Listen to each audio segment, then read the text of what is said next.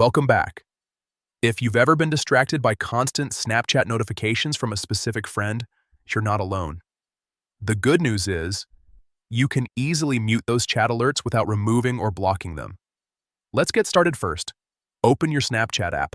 Once you're on the main screen, look at the top left corner and tap on your Bitmoji or profile icon.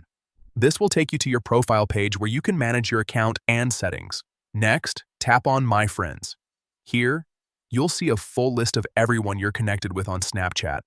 Scroll through the list and find the friend whose notifications you want to mute. Once you've found their name, press and hold on it. A menu will pop up with several options. From that menu, tap on Chat and Notification Settings. This is where you can control how Snapchat alerts you about messages from that specific person.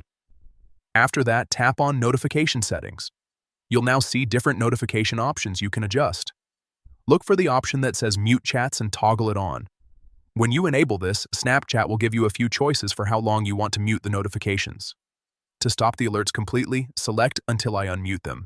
And that's